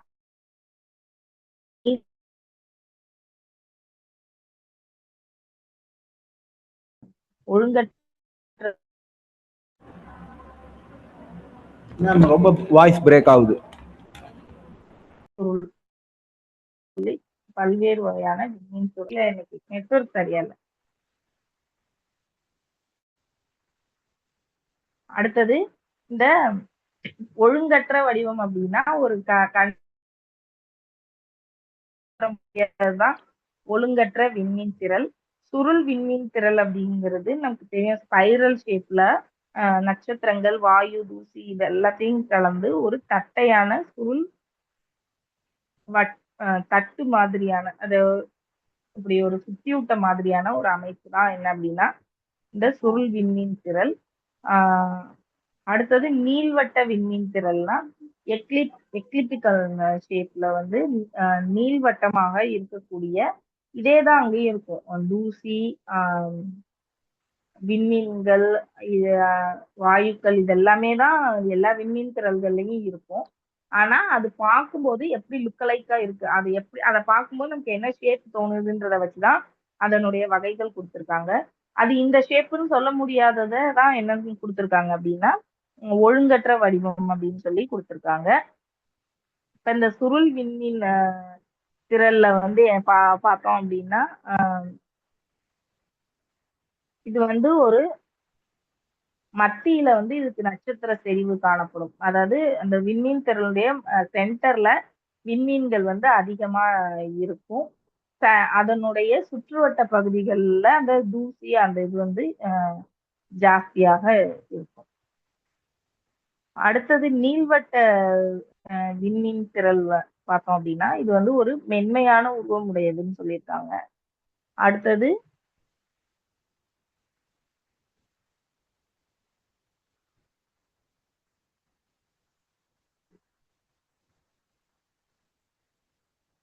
நீள்வட்ட 3 பரிணாமம், இதுக்கு வந்து 3 டைமென்ஷனல் ஷேப்ல இது இருக்கும் அப்படின்னு சொல்லியிருக்காங்க. நீள்வட்ட விண்மீன் திரள். இது வந்து மையத்துல வந்து சீரற்ற தன்மையில இருக்கும். சுற்றுப்பாதையில தான் அதிகமான விண்மீன். சுருள்ல வந்து சென்டர்ல நிறைய விண்மீன் இருக்கும், சுற்றுப்பாதையில நிறைய இருக்காது. ஆனா இங்க நீள்வட்டத்துல வந்து சென்டர்ல நிறைய இருக்காது, சுற்றுப்பாதையில நிறைய விண்மீன் திரள்கள் இருக்கும். இதான் நீள்வட்ட விண்மீன் திரள். ஒழுங்கற்ற விண்மீன் திரள் நமக்கு தெரியும், இந்த ஷேப் நம்மளால சொல்லவே முடியாது. இருக்கிறதுல யூனிவர்ஸ்ல 1/4 ஆஃப் த கிளஸ்டர்ஸ் வந்து இந்த வகையை சார்ந்த விண்மீன் திரள்களா தான் இருக்கு. அடுத்தது பால்வெளி திரள்.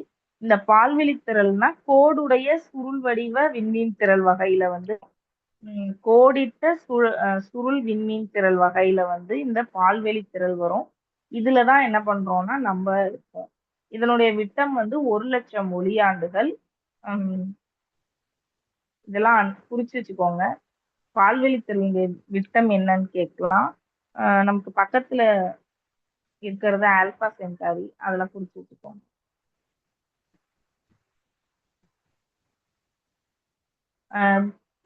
பால்வெளி திரளுக்கு பக்கத்துல இருக்கக்கூடிய விண்மீன் திரள் ஆண்ட்ரோமெடா, அதையும் குறிச்சு வச்சுக்கோங்க.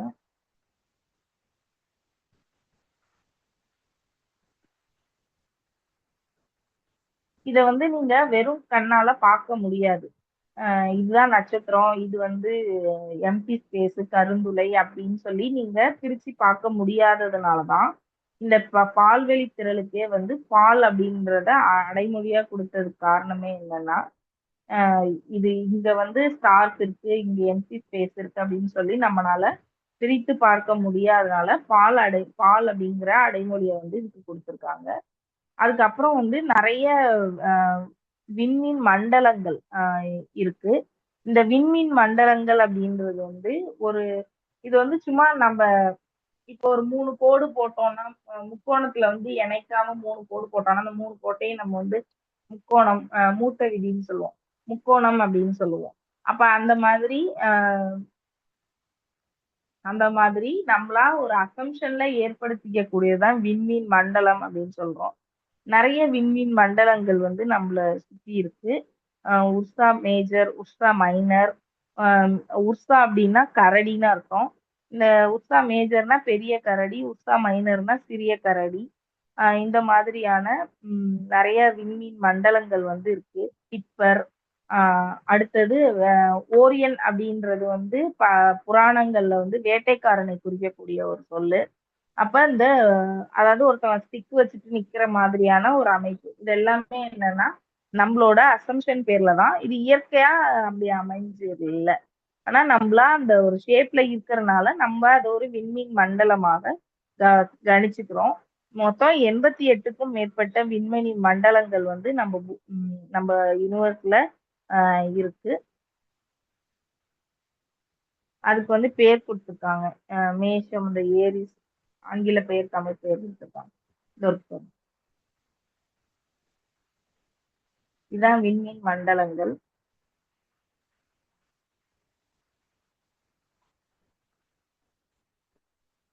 நம்மளோட சூரிய குடும்பம் வந்து 27,000 ஒளி ஆண்டுகள் அந்த பால்வெளி அண்டத்தினுடைய மையத்துல இருந்து 27,000 ஒளி ஆண்டுகள் தூரத்துலதான் நம்ம வந்து இந்த சூரிய குடும்பமானது இருக்கு அப்படின்னு சொல்லி கொடுத்துருக்கோம்.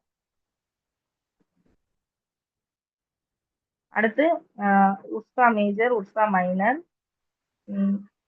இந்த உர்சா மைனர்ல தான் போலாரிஸ்ன்னு சொல்லக்கூடிய துருவ நட்சத்திரம் வந்து இங்கதான் இருக்கு அப்படின்னு சொல்லி கொடுத்துருக்காங்க.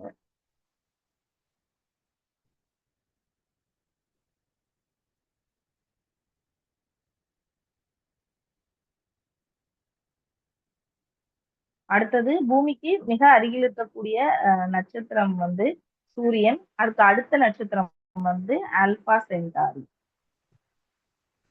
அடுத்து மேஷம்னா ஏரிஸ். இது கம்பேரிட்டிவா தமிழ் பேரும் அதுக்குள்ள இங்கிலீஷ் நேமும் அதுக்குள்ள இந்திய பேரும் கொடுத்துருக்காங்க. மேஷம்னா ஏரிஸ், ரிஷபம்னா டாரஸ், மிதுனம்னா ஜெமினி. நம்ம ராசிகள் சொல்லுவோம் இல்லையா, அந்த ராசிகளை தான் இங்க வந்து அந்த நட்சத்திரம் விண்மீன் மண்டலங்களுக்கு பெயரா கொடுத்துருக்காங்க. அடுத்தது துணைக்கோள். துணைக்கோள் அப்படின்றது வந்து ஒரு ஒரு விண்பொருளை சுற்றி வரக்கூடிய இன்னொரு விண்பொருள், அதுதான் என்ன அப்படின்னா துணைக்கோள் அப்படின்னு சொல்றோம்.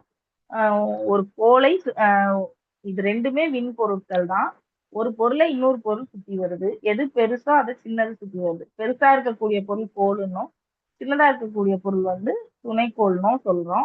இந்த துணைக்கோள்கள் 2 வகைப்படும். ஒண்ணு இயற்கை, இன்னொன்னு செயற்கை.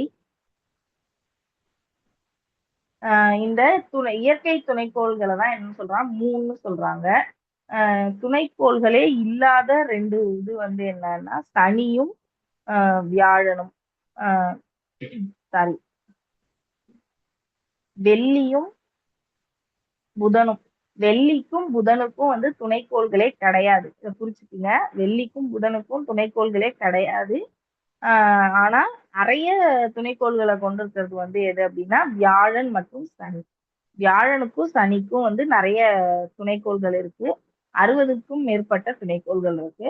துணைக்கோள்களின் பொதுவான பெயர் தான் என்ன அப்படின்னா நிலா, மூன் அப்படிங்கிறது. இது இயற்கையா இருந்துச்சுன்னா அது இயற்கை. நம்மளா செயற்கையா மனுஷனால அனுப்பி அதை சுத்த வச்சோம் அப்படின்னா அது வந்து என்னன்னா செயற்கை துணைக்கோள். உலகத்தினுடைய முதல் செயற்கைக்கோள் அது என்ன அப்படின்னா ரஷ்யா தான் அனுப்புனுச்சு. ஸ்புட்னிக் 1. ஸ்புட்னிக் 1 அப்படிங்கிறது தான் உலகின் முதல் செயற்கை துணைக்கோள். இந்தியாவினுடைய முதல் செயற்கைக்கோள் வந்து ஆரியப்பட்டா. இது வந்து தொலைக்காட்சி ஒளிபரப்பு, இந்த வானொலி இதுக்காக வானத்திற்கு அனுப்பப்பட்டது. அடுத்தது ISRO, Indian space research organisation.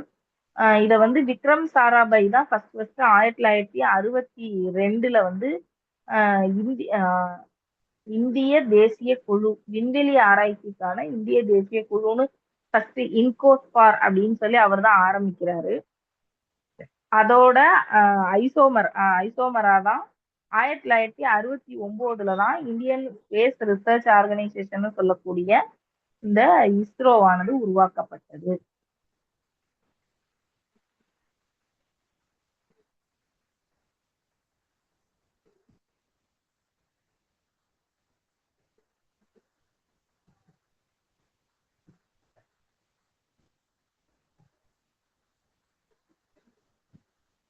அடுத்தது ஃபர்ஸ்ட் 1960ல நமக்கு வந்து லான்ச்சிங் வெஹிக்கிள், இந்த ஏவக்கூடிய வாகனங்கள் வந்து நம்மள்ட்ட கிடையாது. ஆனா அதுக்கப்புறம் வந்து நம்மளே வந்து லான்ச்சிங் வெஹிக்கிள்ஸ் வந்து நம்மளே சொந்தமா தயாரிச்சு 2 வகையான லான்ச்சிங் வெஹிக்கிள்ஸை வந்து நம்மளே உருவாக்கி அனுப்பணும். அதுல வந்து ஆரியப்பட்டாவை வந்து ரஷ்யா தான் நமக்கு அனுப்புறாங்க. 1975 ஏப்ரல் 19 ஆரியப்பட்டாவை வந்து ரஷ்யா தான் நமக்காக அனுப்புறாங்க. அப்ப நமக்கு வந்து இந்த லான்ச்சிங் ஸ்டேஷன்ஸ், லான்ச்சிங் வெஹிக்கிள்ஸ் எல்லாம் இல்ல. ஆனா அதுக்கு அப்புறம் நம்மளே வந்து 1980 நம்மளே வந்து லான்ச்சிங் வெஹிக்கிள்ஸ வந்து சேட்டலைட் லான்ச்சிங் வெஹிக்கிள் SLV-3ன்னு சொல்லக்கூடிய லான்ச்சிங் வெஹிக்கிள நம்மளே ஏற்படுத்தி நம்மளே ஃபர்ஸ்ட் லான்ச் பண்ணது சேட்டலைட் வந்து ரோஹிணி அப்படிங்கிறது. அதாவது நம்ம ஃபர்ஸ்ட் அனுப்புன செயற்கைக்கோள் வந்து ஆரியப்பட்டா தான். ஆனா நம்மளே லான்ச் பண்ண நம்ம நாட்டுல இருந்து நம்மளே லான்ச் பண்ண ஃபர்ஸ்ட் செயற்கைக்கோள் வந்து ரோஹிணி 1980.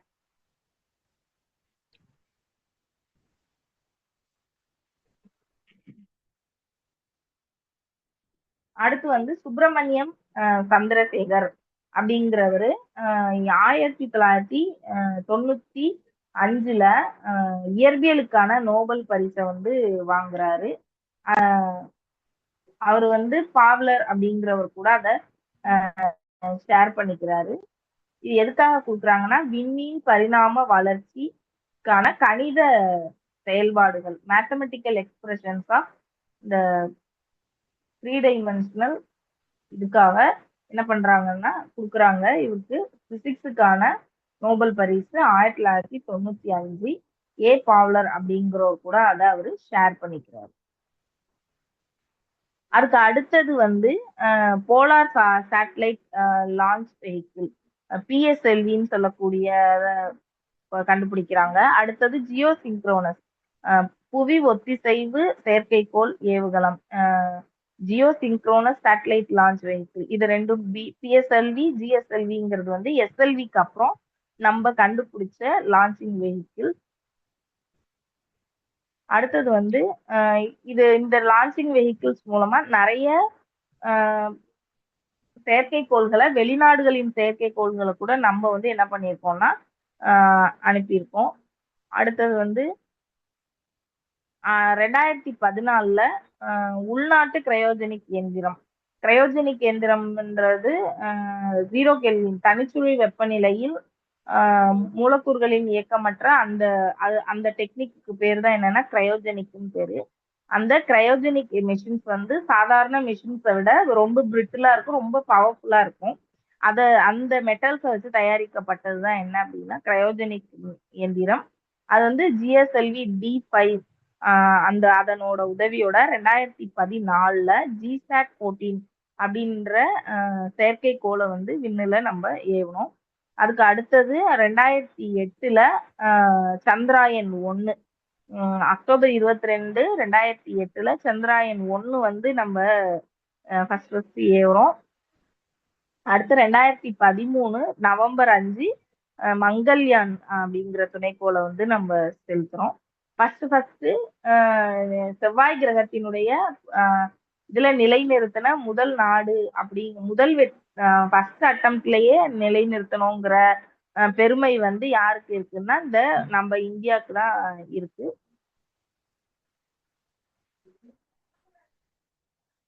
அடுத்தது மங்கள்யானை ஏவுறதுக்கு பயன்படுத்தின launch vehicle PSLV XL C-25. அதோட இது வந்து PSLV XL C-25ன்ற லான்ச் வெஹிக்கிளை பயன்படுத்த அந்த மங்கள்யான் வந்து மேலே ஏவப்பட்டது. அதுக்கு அடுத்து 2016 ஜூன் 18 20 செயற்கைக்கோளை ஒரே தடவையில இந்தியா வந்து அனுப்புச்சு. அதுக்கு அடுத்தது மேம் ஸ்கிரீன் கரெக்டா இருக்கான்னு பாத்துங்க.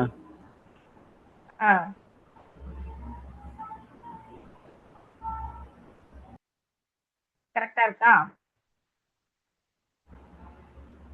Okay ma'am. நிறைய டேட்ஸ் தான் வருது சார். அது அப்படியே நீங்க இதுல இருக்கா இல்லையான்னு பாக்காதீங்க. நீங்க நான் சொல்ல எழுதியோ இல்ல வந்து குறிச்சு வச்சுக்கோங்க. ஏன்னா இது எல்லாமே ரொம்ப முக்கியமான டேட்டா. எதுல இருந்து வேணாலும் ஒரு கேள்வி கேட்கறதுக்கான இப்ப நம்ம நேரடியா கேள்வி கேட்கணும்னா இதான் வழி. அவங்களுக்கு சயின்டிஸ்ட் நேம் கேட்பாங்க, இந்த மாதிரி எந்த இதை எப்ப ஏவுனாங்கன்னு கேட்பாங்க, இல்ல 2-3 சேட்டலைட்டை கொடுத்து அதை வருஷத்தை கொடுத்து மேட்ச் பண்ண சொல்லலாம். இல்லைன்னா அதோட லான்ச்சிங் வெஹிக்கிள குடுத்து மேட்ச் பண்ண சொல்லலாம். அப்போ வந்து இது எல்லாமே முக்கியமான டேட்டா. நீங்க கொஞ்சம் இத கொஞ்சம் கஷ்டமா இருந்தா கூட இத வந்து நீங்க படிச்சுக்கங்க.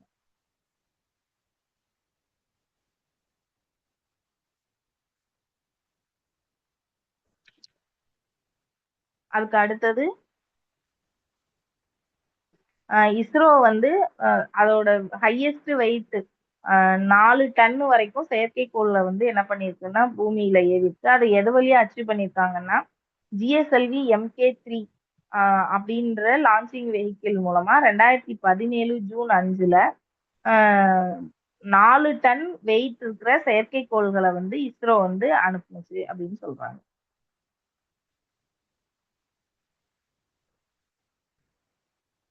அடுத்தது 2019ல ஜூலை 22 சந்திராயன் 2 அப்படிங்கிற வெஹிக்கிள் இது செயற்கைக்கோள் அனுப்புறாங்க.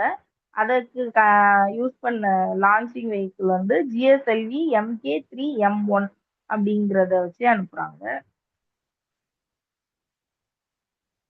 அதுக்கு அடுத்தது 1989ல கலீலியோவை ஞாபகப்படுத்துறது மாதிரி கலிலி கலீலியோ கலிலி அப்படின்னு சொல்லிட்டு வியாழனுக்கு அனுப்புன ஒரு சேட்டலைட்டுக்கு என்ன பேர் வைக்கிறாங்க? அது வந்து சேட்டலைட் கிடையாது, ஆக்சுவலா நுண்ணாய்வு கலன். அத வந்து அதுக்கு வந்து கலீலியோவோட பேர் வச்சு அவரை வந்து ரிமைண்ட் பண்ற மாதிரி அவரை கௌரவப்படுத்துறாங்க.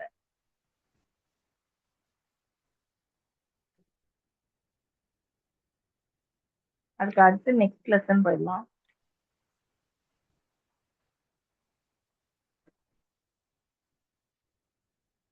மேம் டைம்ஸ் அப். சரி சார், சரி ஓகே. இந்த 2 லெசனுமே வந்து ரொம்ப முக்கியமான லெசன். அதனால நீங்க டேட்டா வைஸ் பார்க்கும்போது நிறைய தரவுகள் இருக்கிறதுனால இதுல நம்ம புரிஞ்சுக்கிறதுக்கான ஒரு விஷயமும் இல்லை. எல்லாம் சும்மா ஸ்டோரி பேஸ்டா தான் கொடுத்துருக்காங்க. ஆனா இதுல இருக்கிற டேட்டா ரொம்ப முக்கியம். எல்லாத்தையுமே நீங்க வந்து விடாம படிச்சுக்கிட்டா இதுல இருந்து கேள்விகள் வந்து எதிர்பார்க்கலாம். ஓகே சார், நீங்க பாருங்க. அனைவருக்கும் வணக்கம். சில குறிப்புகள் இருக்கு. சகோதர சகோதரிகளே, இப்போ சப்போஸ் உங்களுக்கு வந்து ஆடியோவில் பிரச்சனை இருந்ததுன்னா வெயிட் பண்ணுங்க, நிச்சயமாக சரி பண்றோம். ஏற்கனவே அதுக்காக ஒரு 2 பேர் இருக்காங்க, நான் கோஹோஸ்டா உட்காந்துருக்கேன். நிச்சயமாக நாங்கள் கவனிச்சு சரி பண்ணுவோம். அது தொடர்ச்சியாக இருக்கும் பட்சத்தில் அதை நாங்கள் மீண்டும் எடுத்துருவோம். அது என்ன, எல்லாருமே வேற வேற இடத்துல இருக்கோம். இப்போ சேகர் சார் வேதாரண்யத்தில் இருக்காங்க, மேம் அறிவியல் இருக்கிற மேடம் வந்து கீழ்வலூர்ல இருக்காங்க, நான் நாகப்பட்டினத்துல இருக்கேன். இது எல்லாருமே கொஞ்சம் இன்டீரியரா தான் இருக்கும். டவருக்கு பக்கத்திலேயே உட்காந்துருந்தோம்னா பிரச்சனை கிடையாது. கொஞ்சம் தள்ளி இருக்கும்போது இந்த சிக்கல்கள் நிகழுது. ஈவன் வைஃபை யூஸ் பண்ணால் கூட சில நேரங்கள்ல இந்த டிராபேக் இருக்கு. ஆனால் நாங்கள் அதை சரி பண்ணிடுறோம். அதை புரிஞ்சுக்கிட்டு எல்லாருமே ஒத்துழைப்பு தர வேண்டுகிறோம். நாம் சில விஷயங்கள்ல கவனம் செலுத்த சொல்லி இருந்தோம், அதுல கவனம் செலுத்தியிருப்பீங்கன்னு நம்புறோம். குறிப்பெடுக்க ஒவ்வொரு படமும் முடியும் போது குறிப்பெடுக்க சொல்லியிருந்தோம். அறிவியலை பொறுத்தவரை நாம் வினாவிடை பகிர்வது, ஏன்னா அதுல அந்த அறிவியல் குறியீடுகள், கணித குறியீடுகள் எல்லாமே கொஞ்சம் சிக்கலா இருக்கு. அதை டைப் பண்றது ஏஐ மூலயமா பண்ணால் கூட அது ரொம்ப நேரம் எடுக்குது. ஈவன் தமிழ் ஆங்கிலமே ஒரு பிடிஎஃப் ரெடி பண்றதுக்கு அவங்க என்ன சொல்றாங்கன்னா, சார் 2.5 மணி நேரம் 3 மணி நேரம் ஆகுது சார் ஒவ்வொன்றும் செக் பண்றதுக்கு. ஏஐலேயே என்ன சொல்லியிருப்பாங்கன்னா, கீழே வந்து நீங்க செக் பண்ணிக்கிங்கன்னு தான் சொல்லியிருப்பாங்க ஒரு இது. ஸோ நாங்கள் ஒரு தப்பான செய்தியை கொடுத்துட்டோம்னா அது நீங்க என்ன சார் தப்பா கொடுத்துட்டீங்களேன்னு சொல்லுவீங்க. ஸோ ஒவ்வொன்றையும் நாங்கள் செக் பண்ண வேண்டியிருக்கு. அதுக்கு ஒரு டீச்சர் ட்ரைனிங் முடிச்ச பையன், ஒரு பிஎட் முடிச்ச பொண்ணு, அவங்க 2 பேர் ஒர்க் பண்ணிட்டு இருக்காங்க. ஸோ அதனாலதான் இந்த டைப் பண்றதுல ஒரு சிக்கல் இருக்கு அப்படிங்கறத நீங்க புரிஞ்சுக்கோங்க. விரைவில் கணிதம் அறிவியலுக்கு நாங்க வந்து அந்த கூகுள் ஃபார்மாவே நாங்க தந்துடுறோம். அதுல நமக்கு அந்த பிரச்சனை வராது. நாட்டு நல வாழ்த்து. வாழிய செந்தமிழ் வாழ்க நற்றமிழர், வாழிய பாரத மணித்திரு நாடு. வாழிய செந்தமிழ் வாழ்க நற்றமிழர், வாழிய பாரத மணித்திரு நாடு. வந்தே மாதரம், வந்தே மாதரம், வந்தே மாதரம். பாரத அன்னையின் புகழ் ஓங்குக.